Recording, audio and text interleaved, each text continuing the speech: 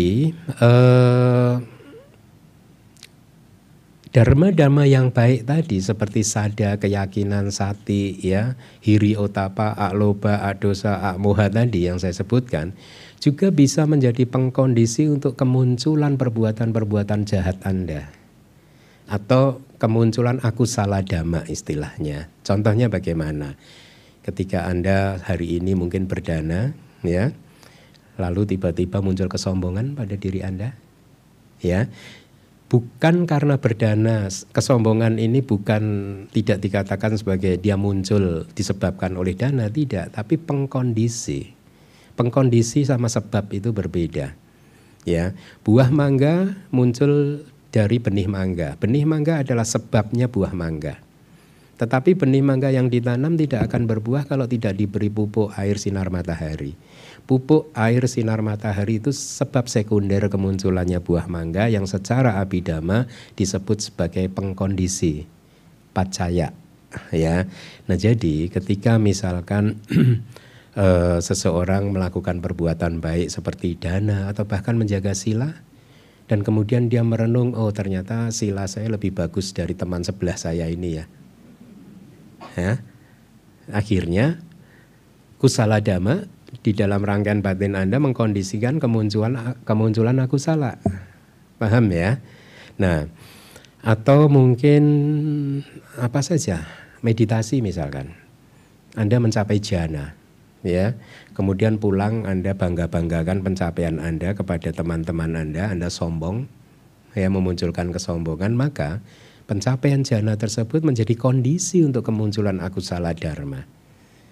Jadi hati-hati. Bukan jananya yang salah loh, tetapi ketidakbijaksanaan Anda yang tidak muncul pada waktu itu, ya. Nah, itu adalah kusala dhamma atau dhamma yang baik menjadi pengkondisi kemunculan akusala, dhamma-dhamma yang tidak baik. Yang ketiga, kusala dhamma menjadi pengkondisi abhyakata. Abhyakata itu ya kalau dalam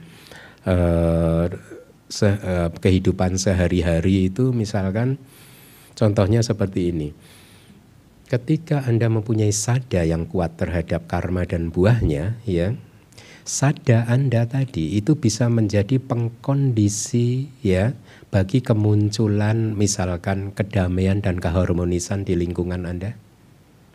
Ya, kedamaian dan keharmonisan yang tercipta di lingkungan masyarakat di dekat Anda itu dalam teknis ininya juga bisa dikatakan sebagai abhyakata. Ya, tidak bisa ditentukan karena dia hanyalah satu kondisi konsep yang tidak punya realitas sejatinya, begitu, ya. Jadi kebaikan hati Anda akan mengkondisikan munculnya kedamaian dan keharmonisan di antara masyarakat di tempat Anda hidup. Ya, jadi inilah yang disebut sebagai kusala dhamma Anda, kualitas baik Anda mengkondisikan dhamma yang tidak ditentukan tadi, tidak bisa ditentukan baik atau buruk, begitu, ya. Atau lebih jauh lagi, ketika Anda melakukan perbuatan baik, maka kusala dhamma Anda kalau dia menjadi karma yang produktif, menghasilkan patik sandi, ya. Patik sandi itu atau patik sandi cita atau winyana itu adalah kesadaran penyambung kelahiran kembali. Dia juga termasuk abhyakata, tidak bisa ditentukan ininya, gitu, baik atau buruknya. Jadi ketika Anda lahir sebagai manusia di kehidupan Anda kali ini, kesadaran yang pertama yang masuk ke rahim mamah Anda itu adalah abhyakata, tidak bisa ditentukan, tidak dinyatakan, begitu, ya. Itu akibat dari perbuatan baik Anda. Jadi warna merah yang ketiga tadi, kusala dhamma Anda mengkondisikan kemunculan dhamma-dhamma yang abhyakata, itu kira-kira seperti itu, ya. Nah, atau kalau Anda kemudian mencapai magga. Magga itu kusala dhamma, jalan. Kalau yang sudah paham abhidhamma, ketika magga cita itu lenyap, maka akan segera diikuti oleh pala, buah. Ya, nah buah ini juga abhyakata. Jadi di sini hubungan antara magga dan pala juga hubungan upanisaya pacaya. ya.